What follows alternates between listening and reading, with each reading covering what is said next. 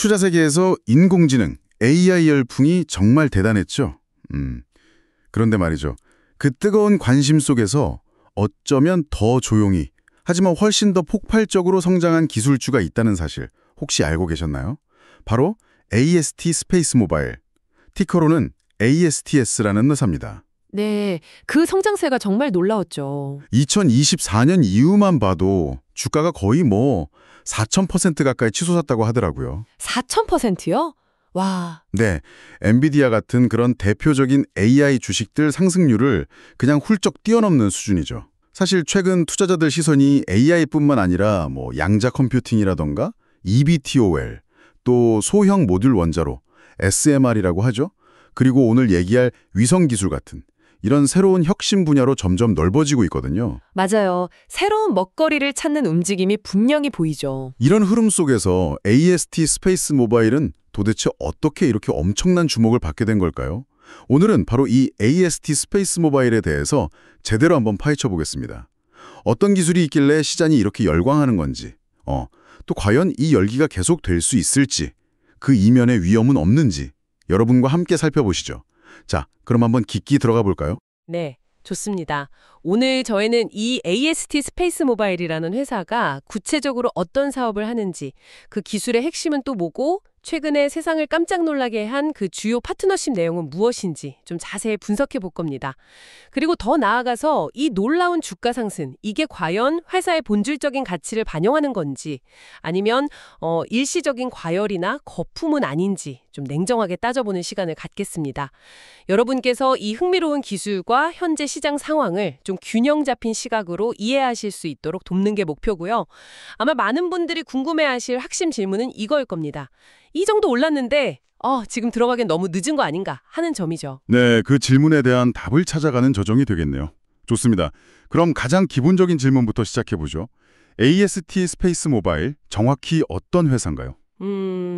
가장 간단히 정의하면요. 우리가 매일 쓰는 그 일반 스마트폰으로 어디서든 끊김없이 위성을 통해서 직접 광대역 통신을 가능하게 하려는 아주 야심찬 목표를 가진 회사입니다. 여기서 가장 중요한 차별점은 바로 특별한 장비가 필요 없다는 점이에요. 아, 그게 핵심이군요. 네, 기존 위성 전화는 아시다시피 좀 투박하고 비싼 전용 단말기가 꼭 필요했잖아요. 네, 맞아요. AST는 그럴 필요 없이 그냥 여러분 주머니 속에 있는 그 스마트폰 그대로 위성이랑 통신하는 세상을 만들겠다 이겁니다. 와, 그러니까 제가 지금 쓰는 이 핸드폰 그대로 사막 한가운데서나 아니면 저 바다 한가운데서도 카톡을 하고 유튜브를 볼 수 있게 된다는 그런 말씀이시죠? 네, 바로 그겁니다. 비전 자체는 정말 그렇죠. 정말 영화 같은 이야기인데요. 그렇죠. 기존의 위성통신 서비스들은 대부분 음성통화나 문자 메시지 같은 좀 저속 데이터 전송에 머물거나 아니면 스타링크처럼 별도의 위성 안테나, 그 수신기가 필요한 경우가 많았거든요. 근데 AST 스페이스 모바일은 좀 다릅니다.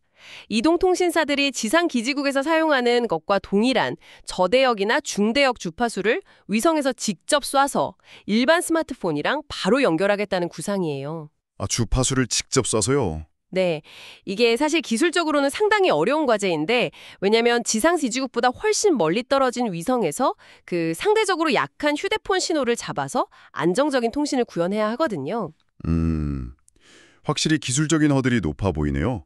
그럼에도 불구하고 꽤 진척이 있었나 보죠. 네, 회사는 2017년에 설립됐으니까 비교적 신생 기업인데요.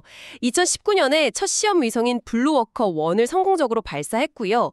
그리고 작년에는 더 큰 규모의 시험 위성 블루워커 3를 궤도에 올렸는데 이 위성을 통해서 실제로 일반 스마트폰으로 5G 속도의 데이터 통신 테스트에 성공했다. 이렇게 발표하면서 기술력을 좀 입증하기 시작했죠. 오, 5G 속도 테스트 성공이요? 네, 현재까지 총 6개의 위성을 궤도에 올려놓은 상태이고요. 본격적인 상용 서비스를 위해서는 당연히 더 많은 위성이 필요합니다. 그럼 상용 서비스 계획은 어떻게 되나요? 언제쯤 가능할까요? 일단 목표는 2026년까지 미국, 유럽, 일본 같은 주요 시장에 서비스를 제공하는 겁니다. 이걸 위해서 약 45개에서 60개 정도의 저궤도 위성, LEO라고 하죠. Low Earth Orbit 위성으로 구성된 위성망. 이걸 컨스텔레이션이라고 부르는데 이걸 구축할 계획이에요. 40개에서 60개, 꽤 많네요. 네. 적궤도 위성은 지상에서 비교적 가까우니까 통신 지연 시간을 줄일 수 있다는 장점이 있지만 네. 대신 지구 전체를 커버하려면 많은 수가 필요하거든요. 이 계획대로만 된다면 정말 아까 말씀하신 것처럼 등산하다 길 잃었을 때나 뭐 배낚시 하다가도 구조 요청은 물론이고 실시간 영상 통화까지 가능해지는 그런 시대가 올 수도 있는 거죠. 와, 정말 상상만 해도 대단한데요. 세상을 바꿀 수도 있는 기술이라는 생각이 듭니다. 그런데요, 이런 혁신적인 기술 컨셉만으로 주가가 4,000%나 오르기는 좀 어렵잖아요, 그죠? 맞습니다. 당연하죠. 뭔가 좀 확실한 계기가 있었을 것 같은데요? 네, 맞아요. 아무리 기술이 좋아도 이게 진짜 사업으로 연결될 수 있겠다. 이런 확신이 없으면 시장은 잘 안 움직이죠. AST 스페이스 모바일이 시장에 이 뜨거운 관심을 받게 된 결정적인 이유는 바로 글로벌 주요 통신사들과의 연이은 파트너십 발표였어요. 이미 AT&T, 영국의 보다폰, 일본의 라크텐 모바일 같은 이런 굵직한 통신사들하고 손을 잡고 기술 테스트나 서비스 협력을 진행해 왔어요. 아, 이미 이름만 들어도 알만한 그런 회사들이랑요. 네, 그렇죠. 그런데 최근 주가 급등의 진짜 기폭제가 된 건 바로 미국 최대 통신사 중 하나인 버라이전과의 파트너십 확대 발표였습니다. 이게 정말 큰 뉴스였군요. 버라이즌과의 계약, 그게 그렇게 큰 뉴스였군요. 어떤 내용이었길래 시장이 그렇게 열광한 건가요? 버라이전은 이미 AST 스페이스 모바일의 잠재력을 좀 보고 초기에 1억 달러 규모의 투자를 약속했었거든요. 이미 투자를 하고 있었군요. 네, 그런데 이번 발표는 단순 투자를 넘어서 AST 스페이스 모바일의 위성 네트워크를 버라이즌이 가지고 있는 850MHz 주파수 대역과 직접 통합해서 사용하겠다.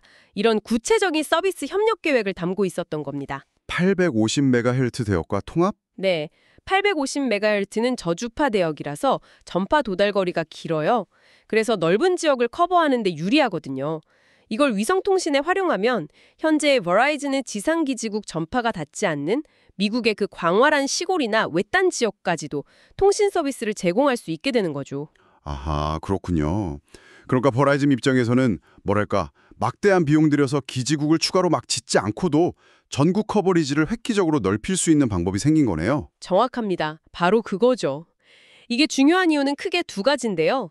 첫째, 버라이즌이라는 이 거대 통신사가 ASDS의 기술을 단순 실험용이 아니라 실제 상용 서비스에 도입할 만큼 신뢰하고 그 가치를 인정했다는 아주 강력한 증거가 됩니다. 네, 그렇죠. 신뢰의 문제죠, 확실히. 둘째는 이게 ASTS의 기술이 단순히 가능성 수준을 넘어서 실제 매출로 이어질 수 있다는 시장의 기대감을 폭발적으로 증폭시켰다는 겁니다. 다른 통신사들도 버라이즌이 저렇게 적극적으로 나선다면 우리도 뒤처지면 안 되겠는데? 하는 생각을 하게 만들 수 있고요. 확실히 파급력이 큰 떨어지기네요.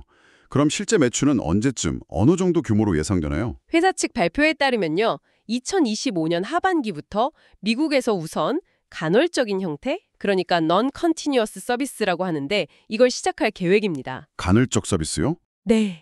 아직 완전한 위성망이 구축되기 전이라 24시간 서비스는 좀 어렵겠지만 이 초기 서비스를 통해서 약 5천만 달러에서 7,500만 달러 수준의 의미 있는 매출을 기대하고 있습니다. 오, 그래도 시작부터 꽤 규모가 있네요. 네. 이후에 영국, 일본, 캐나다 같이 다른 파트너 통신사들이 있는 국가에서도 순차적으로 서비스가 개시될 예정이고요.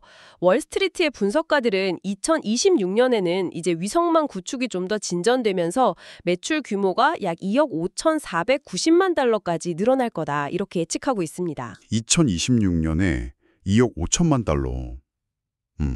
물론 성장세는 굉장히 가파르겠지만 아까 지금 시가총액이 어느 정도 수준이라고 하셨죠? 네, 바로 여기서부터는 정말 냉정하게 좀 따져봐야 할 지점입니다. 최근 주가 급등으로 AST 스페이스 모바일의 시가총액은 한때 310억 달러, 우리 돈으로 계산하면 약 40조 원을 훌쩍 넘어서기도 했습니다. 40조요? 네, 아직 의미 있는 매출은 거의 없고 심지어 흑자를 내려면 한참 멀었는데도 말이죠. 잠시만요. 310억 달러. 연간 수백억 달러 이익을 내는 그 버라이전 같은 회사 시가총액이 1,700억 달러 수준인 걸 감안하면 와, 이건 정말 엄청난 평가인데요. 투자자들은 도대체 뭘 보고 이 정도 가치를 매기고 있는 걸까요? 바로 그 점이 현재 ASTS를 둘러싼 가장 큰 논쟁거리입니다. 말씀하신 대로 비교를 해보면 이게 더 극명해지는데요. 버라이즌 시가총액이 약 1,720억 달러인데 지난 1년간 벌어들인 이익만 해도 거의 20억 달러에 가깝습니다. 또 다른 예로 미국의 주요 케이블 및 광대역 인터넷 서비스 제공업체인 차터 커뮤니케이션스는 시가총액이 약 360억 달러로 ASTS랑 좀 비슷한 수준인데 지난 1년간 50억 달러 정도의 순이익을 기록했어요. 와, 이익 규모 차이가 엄청나네요. 그렇죠. 즉 이미 안정적인 현금 흐름을 창출하고 있는 기업들과 비교했을 때 ASTS의 현재 가치 평가는 미래에 대한 정말 엄청난 기대감을 미리 다 반영하고 있다. 이렇게 볼 수밖에 없습니다. 그런데 ASTS의 사업 모델을 보면 결국은 버라이즌이나 보다폰 같은 기존 통신사들의 망을 보완해주는 역할이잖아요. 어떻게 보면 약간 통신사들의 서비스 범위를 넓혀주는 파트너, 혹은 뭐 하청업체 같은 느낌도 좀 드는데요. 네, 그런 시각도 가능하죠. 근데 통신산업 자체가 전통적으로 그렇게 높은 가치 평가를 받는 분야는 아니지 않나요? 아주 정확한 지적이십니다. 네. 통신산업은 아시다시피 막대한 설비 투자, 캐펙스라고 하죠. 이게 필요하고 경쟁도 치열하고 정부 규제 영향도 많이 받아요. 이런 특성 때문에 일반적으로 성장주보다는 가치주로 분류되는 경향이 있습니다. 시장에서 아주 높은 배수, 멀티플을 받기가 좀 어려운 구조죠. 물론 ASTS가 주로 미국 내수 시장에 집중하는 버라이즌과 달리 전 세계를 무대로 사업을 한다는 점, 그리고 위성을 이용한 혁신 기술이라는 점은 분명 차별점이긴 합니다.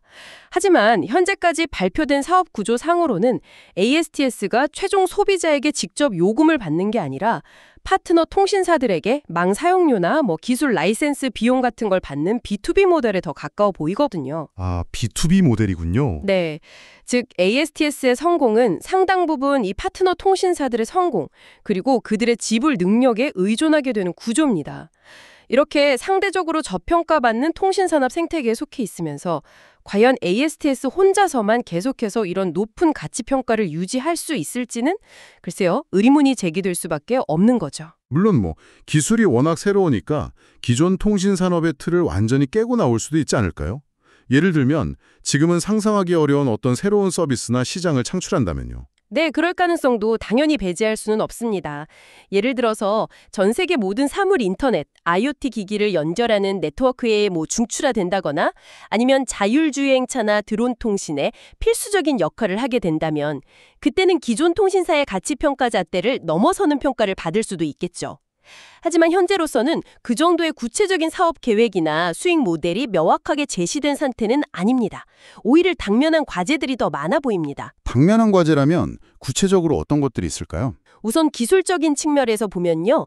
그 시험 단계의 성공이 실제 수백만, 수천만 명의 사용자가 동시에 접속하는 상용 서비스 환경에서도 똑같이 구현될 수 있을지는 아직 미지수입니다. 이게 스케일업의 문제죠. 네, 그렇죠. 그리고 위성 발사하고 운영하는 비용도 정말 막대하고요. 아까 말씀드린 40개에서 60개 위성을 쏘아 올리고 유지하는 데 필요한 자금을 앞으로 어떻게 조달할 것인지도 중요한 문제입니다. 추가적인 자금 조달 과정에서 기존 주주들의 지분 가치가 희석될 위험도 있고요. 재무적인 문제도 있군요. 네. 또 각 국가별로 주파수 사용 허가나 위성 통신 관련 규제를 통과하는 것도 생각보다 복잡한 과정이 될 수 있습니다. 그리고 스타링크나 링크 글로벌 같은 다른 위성 통신 경쟁사들의 움직임도 계속 지켜봐야 할 변수고요. 그렇군요. 들어보니 기술적, 재무적, 규제적, 경쟁적 여러 위험 요인들이 여전히 많이 남아있다는 말씀이시네요. 네, 그렇습니다.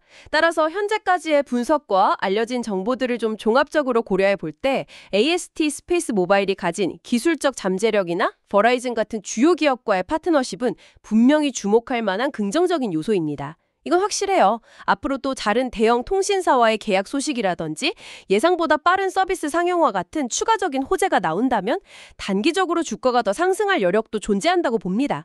하지만 현재 형성되어 있는 그 310억 달러 수준의 시가총액은 회사가 실제로 보여준 성과나 가까운 미래에 창출할 것으로 예상되는 수익 규모에 비해서는 상당히 어쩌면 좀 과도하게 앞서 나가 있는 것으로 판단됩니다. 과도하게요? 네.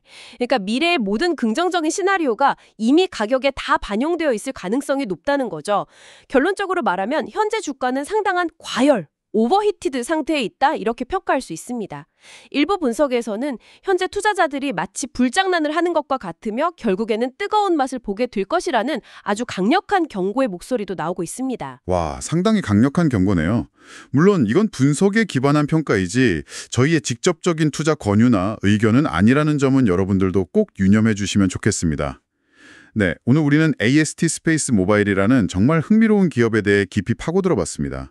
평범한 스마트폰으로 위성과 직접 통신한다는 혁신적인 기술 개념부터 시작해서 버라이즌과의 파트너십이라는 강력한 모멘텀, 그리고 그 결과로 나타난 정말 경이로운 주가 상승률까지 자세히 살펴봤습니다. 시간이 필요함에도 불구하고 이미 300억 달러를 넘어선 그 높은 시가총액 부담, 그리고 이 회사가 속한 통신산업 자체가 전통적으로 높은 가치 평가를 받기 어려운 구조라는 점, 마지막으로 기술 상용화 과정에 도사리고 있는 여러 불확실성과 위험 요인들까지 좀 균형 있게 짚어보려고 노력했습니다.